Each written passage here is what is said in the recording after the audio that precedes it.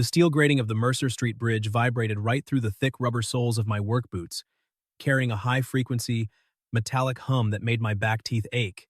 Down in the inspection gantry, suspended 40 feet above the black, churning current of the river, that sound was unmistakable. It was the distinct, terrifying acoustic signature of a load-bearing failure trying to hide under the rhythmic roar of early morning commuter traffic. Kneeling on the damp, cracked asphalt of the lower maintenance deck, I pulled my collar up against the late November wind. The freezing air whipped off the water, biting fiercely at the exposed skin of my neck.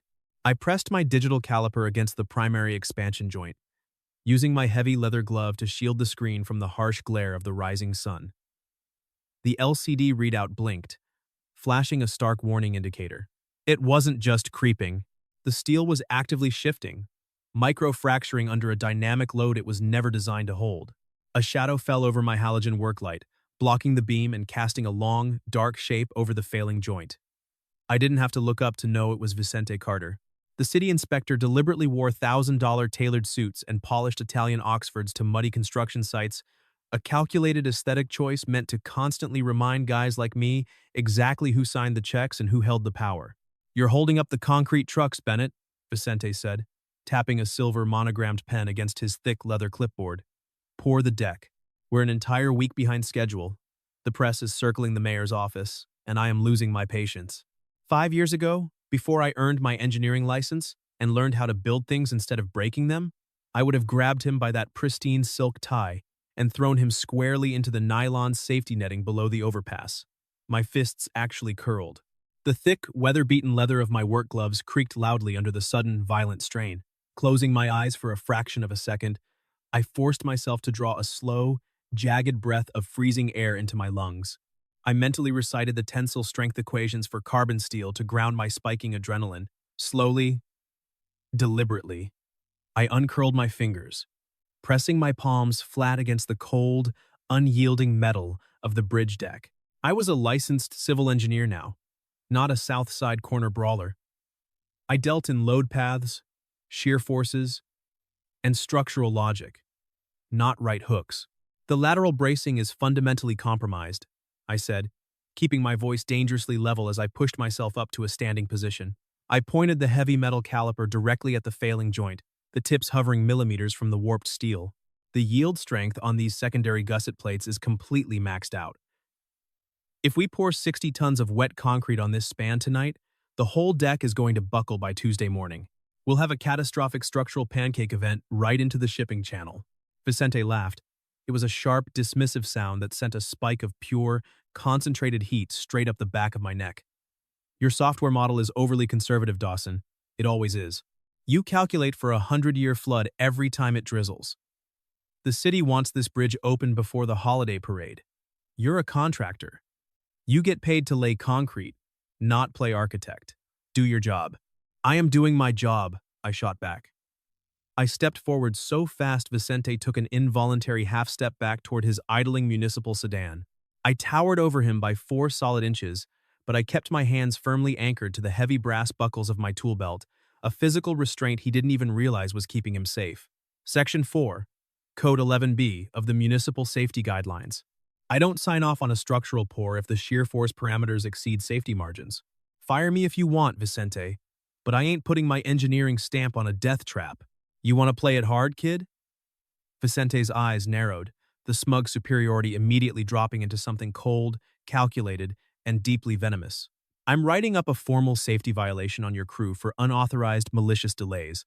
If this deck isn't poured by Friday, I'm shutting your firm down, pulling your credentials, and getting a crew in here who knows how to follow orders without talking back." Turning sharply, he walked away, his dress shoes clicking a sharp, arrogant rhythm against the steel plates until he disappeared into the cab of his car. The tires screeched as he pulled away. I stood there in the freezing wind, staring down at the critical structural readouts on my ruggedized monitor. The red numbers mocked me. I knew I had exactly 72 hours to map out a massive retrofit that no one in City Hall believed I could actually pull off. An hour later, the heavy door of the site trailer banged open, letting in a sudden, chaotic swirl of diesel exhaust, river mist, and the loud grinding gears of a nearby excavator. Alayah Martin walked in, At 36, she was the senior project manager for the city's development wing, and she looked like she belonged in a pristine glass corner office, not a plywood box smelling intensely of stale black coffee, sweat, and damp sawdust. She wore a tailored charcoal wool coat and a white hard hat that somehow didn't ruin her dark, perfectly pinned hair. She didn't offer a polite greeting. Marching directly to the center of the cramped room, she unrolled a massive set of structural blueprints across the wobbly folding table, forcefully weighing the curling corners down with my heavy tape measure and an empty, coffee-stained ceramic mug. "Vicente just called my direct office line," Alayah said. Her voice remained remarkably steady, though I noticed a tight, strained line around her mouth that hadn't been there during our site walkthrough yesterday. She kept her eyes glued to the blueprints. "He claims you're intentionally stalling the poor to drive up your firm's hourly rate and extort the city budget. He's officially threatening a full project shutdown by the end of the week. He's a liar," I said bluntly. Grabbing a shop rag from the counter, I wiped the thick black grease off my hands. I pulled a red grease pencil from my high-vis vest pocket and leaned over the blueprints, invading her space just enough to point the waxy tip at the schematic. "Look right here. Pier 4. The original blueprints show a standard vertical load path, but the bedrock underneath shifted massively during last year's historic flood. The current tension on the main suspension cables is pulling the deck out of alignment by 2 full degrees. It's literally tearing itself apart." Alayah leaned in close to inspect the thick red lines I was drawing rapidly over the printed schematics. She smelled like bright citrus and expensive dry cleaning. A sharp, incredibly clean contrast to the heavy grit, oil, and rust of the trailer. She didn't flinch away from me, even though I knew I looked like a complete wreck. "Show me the math, Dawson." Pulling my laptop from my heavy canvas bag, I booted up the advanced CAD software. For the next 20 solid minutes, the only sound in the trailer was the clicking of my keys and the distant rumble of machinery. I walked her through the stress vectors, the shear calculations, and the thermal expansion limits. Tapping the reinforced screen, I pulled up the live sensor data from the monitors I'd strapped to the pilings at dawn. "See this curve? The microfracture network is expanding past acceptable yield parameters. The vibration amplitude has doubled since Tuesday." I braced myself, waiting for her to tell me I was crazy. I expected her to say I was just some rough kid from the South Side who barely scraped through his engineering boards and didn't understand how the real world of municipal politics worked. That was what polished, highly credentialed people usually did when I pushed back against the establishment. But Alayah just watched the screen. Her dark eyes tracked the complex geometry of the failing steel with absolute, clinical focus. "You're right," she finally said, her voice dropping a fraction of an octave. She tapped a manicured fingernail against the monitor glass. "If we pour, the tension snaps. The primary supports instantly." She looked up, her gaze locking onto mine with an intensity that commanded absolute attention. "But Vicente isn't just rushing us out of pure impatience.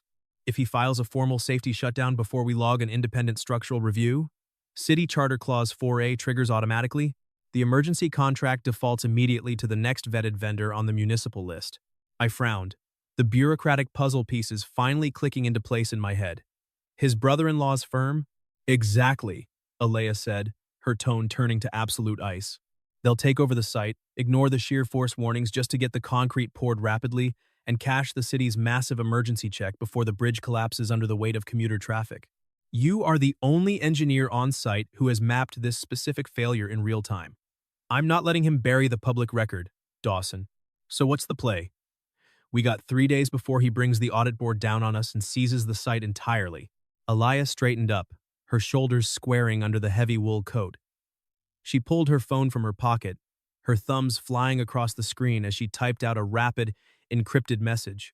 "I'm blocking his violation report at the city level today. I'll use my executive override to buy us the 72 hours. But if you can't design a functional retrofit and install the physical bracing by Friday morning, Vicente will have my license stripped right alongside yours." The cheap plastic barrel of my grease pencil cracked under the sudden, violent pressure of my grip. A sharp, jagged edge dug right through my glove and into my thumb. I stared down at the red lines on the schematic. If I failed to anchor this retrofit, the city wouldn't just fire her. They would strip her pension, revoke her project management license, and publicly bury her for trusting a contractor with a juvenile rap sheet over a senior inspector with a silk tie. My throat went entirely dry. "I'll get it drafted," I said. tossing the broken pencil into the metal trash can and pulling a fresh, yellow legal pad toward me. I just need the updated topographical scans from the city archives to calculate the new anchor points accurately. The riverbed slope is tricky on the east bank. Vicente has compliance watching my office keycard logs, Alayah said, lowering her voice as a heavy dump truck rumbled past the trailer, shaking the thin floorboards beneath our boots. If I pull the structural scans at the municipal building, he'll know we're building a countermodel, and he'll lock me out of the system entirely within the hour. I have to pull them to an offline encrypted drive tonight. Where do we meet? I asked, grabbing a ballpoint pen. The public tennis courts on 4th Street. Tomorrow at 6 a.m., she instructed, her tone shifting into pure, operational strategy. I audited the Parks Department's security grid last quarter. Those courts have a massive blind spot, and there are no municipal staff arriving that early to log our presence. We'll hand off the data completely off the grid, and Dawson format your preliminary CAD files for a class 3 emergency peer review.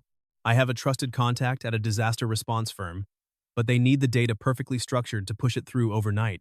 I nodded, writing down the specific file format requirements in block letters on the pad. Got it. I won't be late. The sky was still the color of bruised, oxidized iron the next morning when I pulled my heavy utility truck up to the rusted chain-link fence of the 4th Street courts. The air was frigid, a thick, sparkling layer of white frost coating the cracked green asphalt of the playing surface.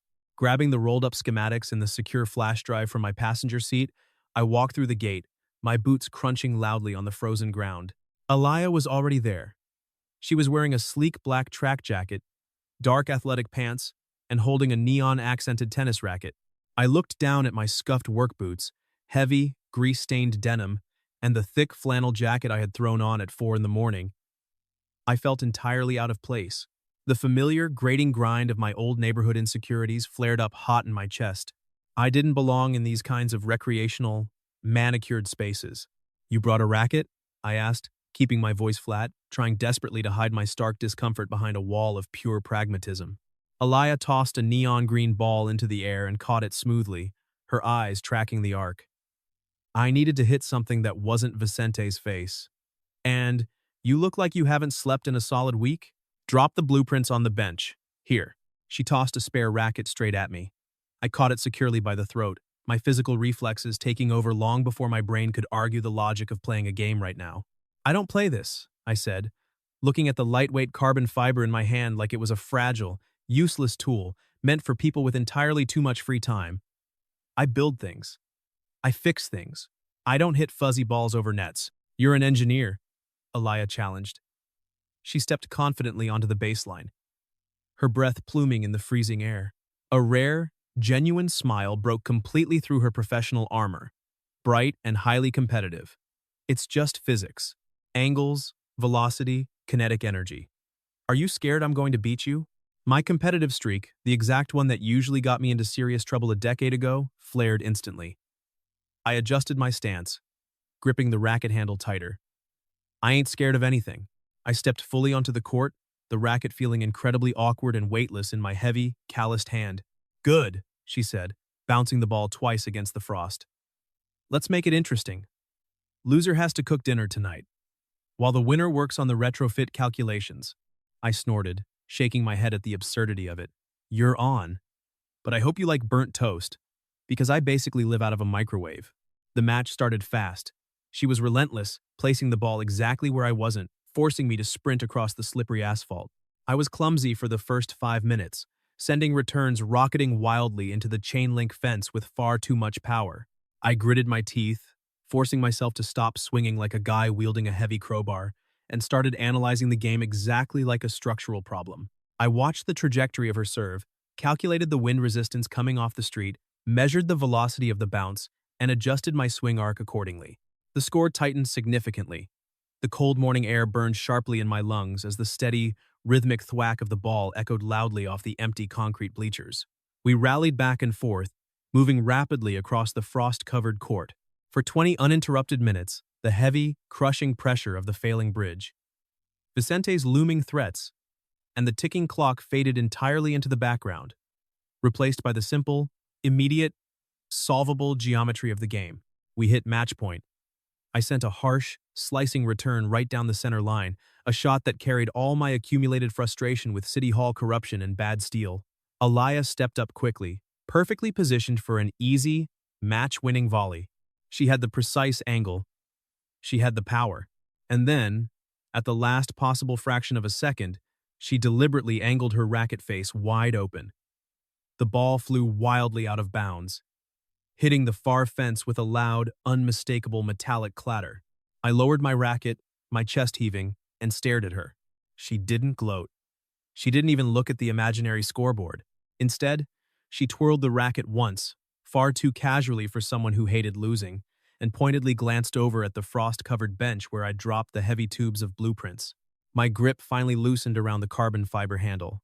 The tight, suffocating knot under my ribs, the one that had been cutting off my air since Vicente threatened the site, eased back a crucial inch. She hadn't brought me here to test my athletic skill. She had brought me here to intentionally burn off my toxic adrenaline and engineer a scenario where I was forced to sit down and eat a real, substantial meal.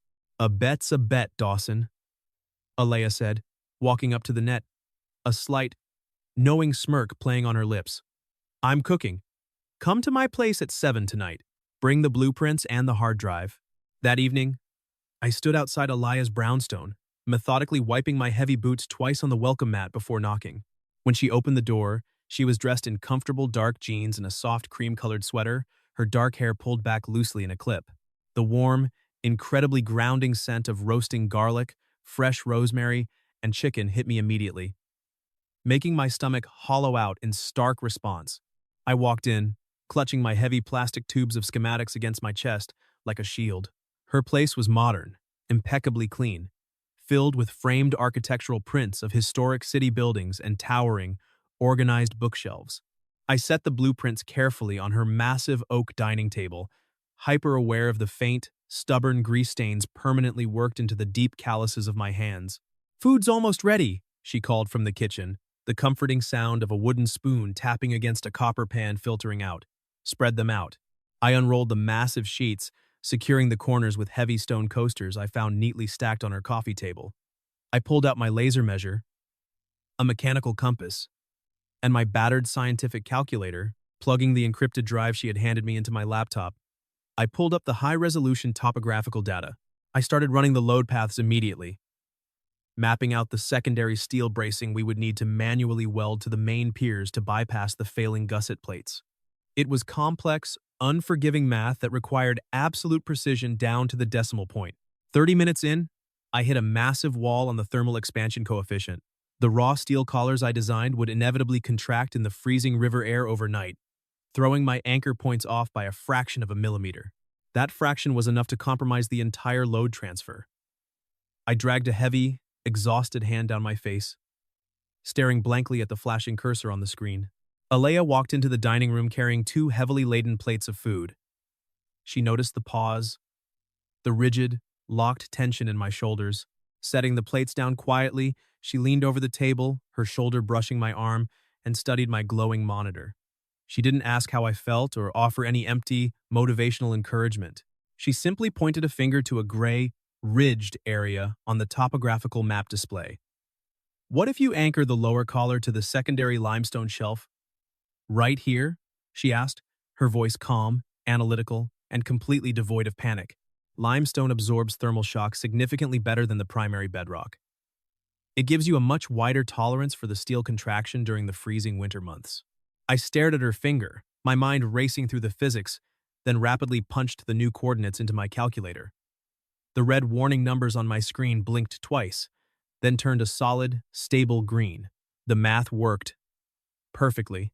I looked up at her, realizing with a sudden clarity that she wasn't just managing the politics of the project. She understood the structural physics just as well as I did. Pulling my phone from my pocket, I immediately dialed my foreman. "Walker, it's me. We need 4 custom steel collars, inch-thick plate. I'm sending the final CAD specs in 10 minutes. We haul them to the river edge at midnight." "You got it, boss." Walker's gravelly, dependable voice came through the speaker. "Crew is already on standby. We'll have the rigs fueled, the generators hot, and the steel ready." I hung up, placing the phone face down on the blueprints. I looked at the perfectly roasted chicken, the seasoned root vegetables, and the steaming rice on the plate she had set carefully beside me. I honestly couldn't remember the last time someone had stood at a stove and cooked a meal specifically for me, expecting absolutely nothing in return. "Eat," she ordered gently, pulling out the chair across from me and sitting down with her own plate. I took a bite, actively forcing myself to chew slowly and not inhale the food. It was incredible.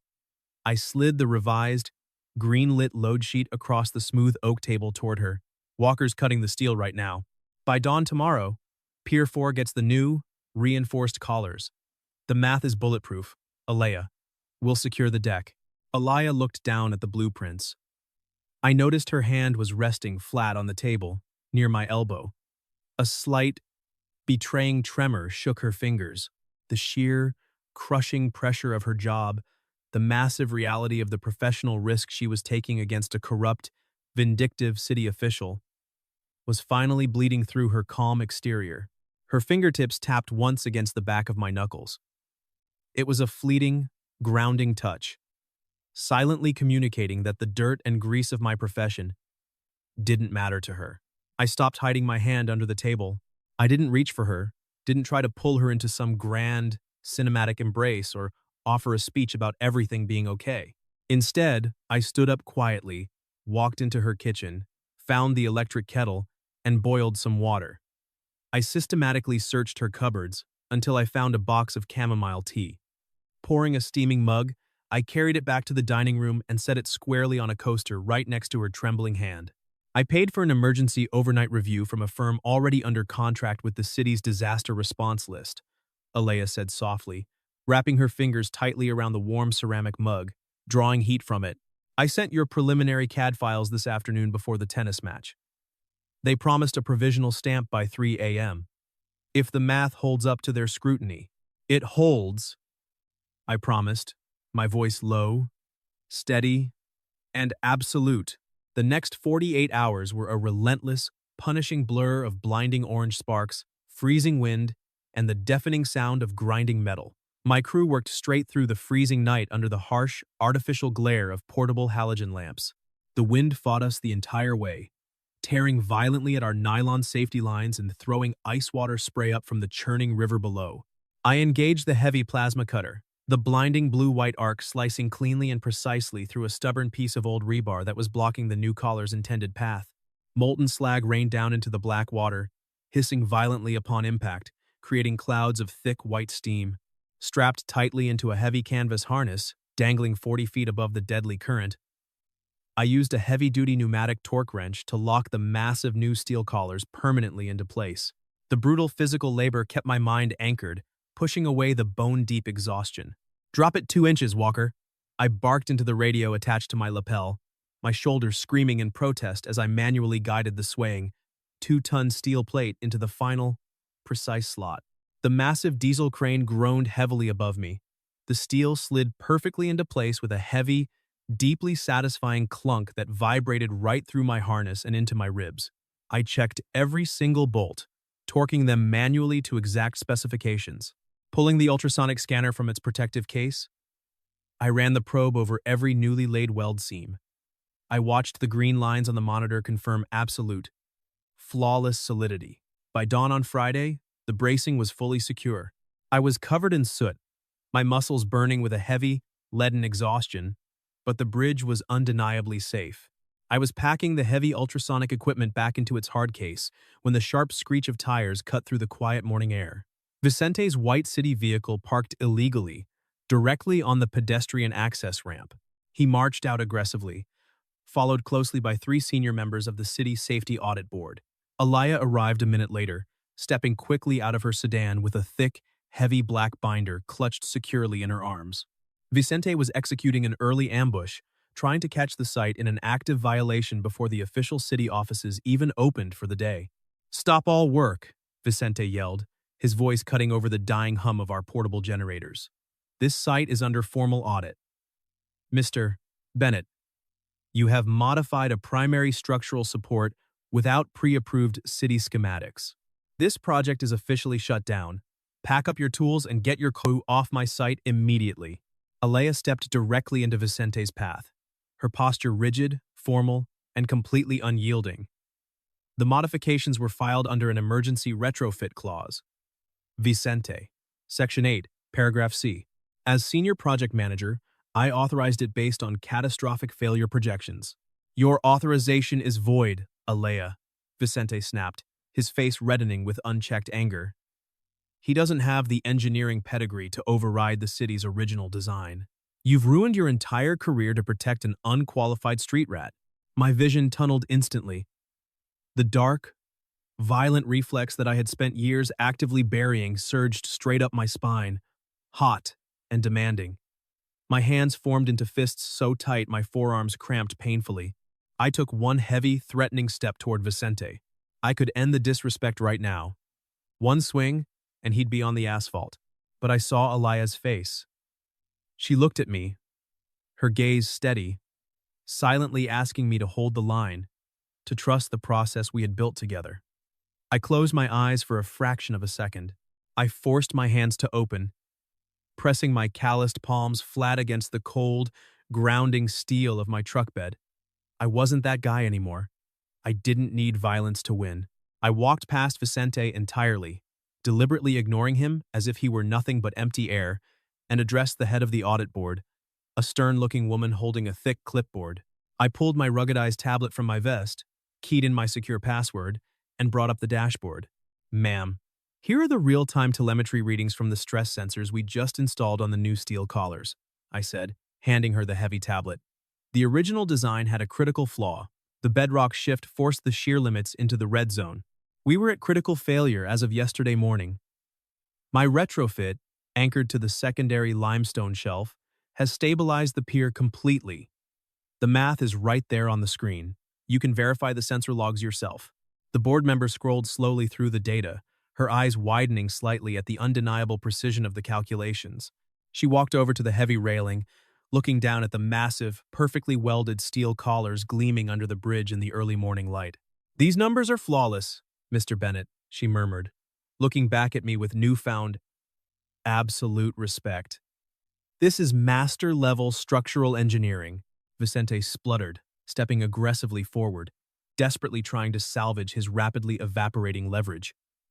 That data is fabricated. Those sensors could easily be rigged.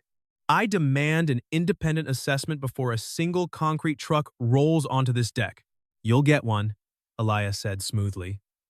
She opened her thick binder and pulled out a crisp, official document with a raised, embossed seal.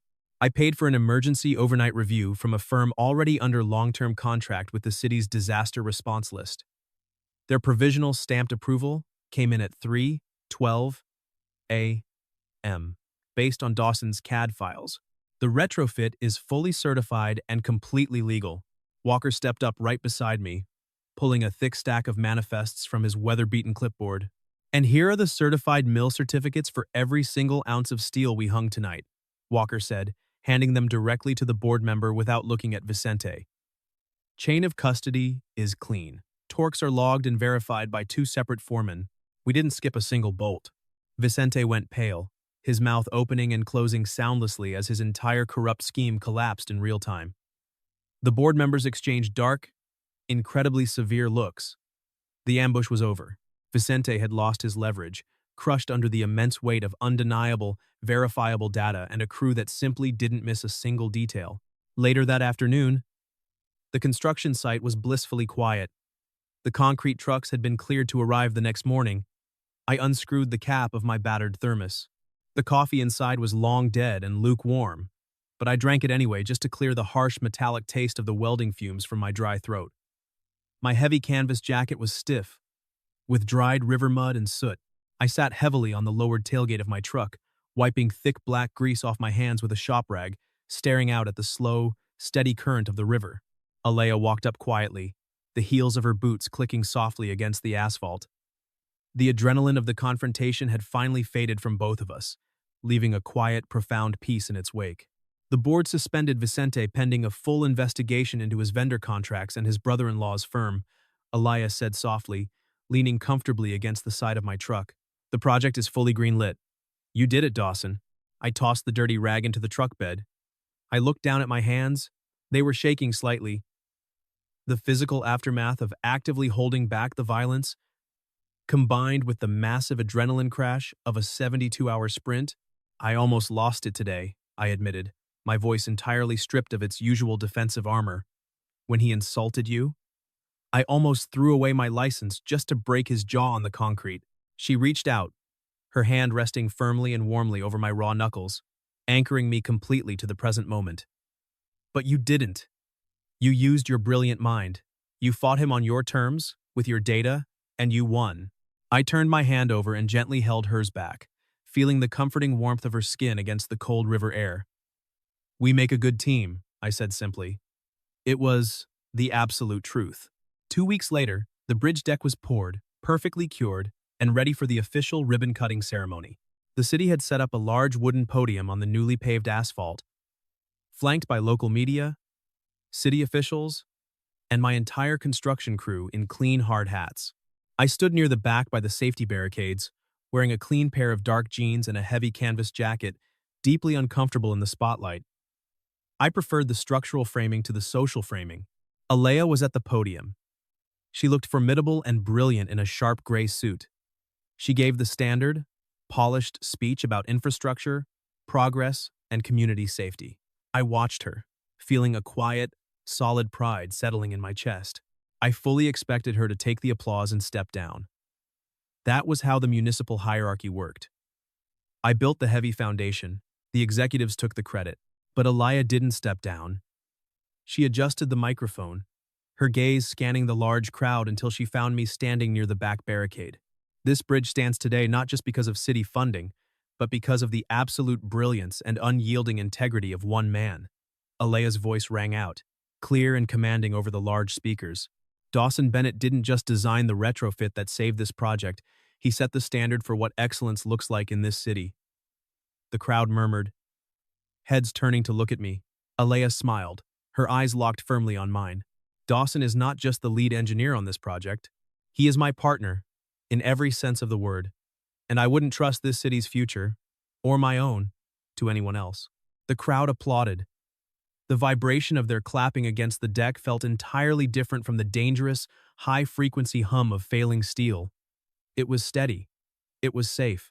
Alayah stepped off the podium and walked straight through the crowd of politicians and reporters, coming directly to me. I stood tall, no longer feeling the need to hide my calloused hands or my rough edges. She chose me, openly, in front of the whole world. Hours later, the crowds were gone. The site was closed, and my heavy utility truck was parked safely outside her brownstone. Inside, the warm, incredibly familiar scent of roasting garlic and rosemary filled the kitchen. I stood at her counter, using a specialized screwdriver to meticulously tighten a loose hinge on her upper cabinet that had been bothering her all week. Alayah sat at the dining table, reviewing a new project file, the soft, warm glow of the pendant light catching her dark hair. I tightened the final screw, testing the wooden door. It closed perfectly, silent and secure.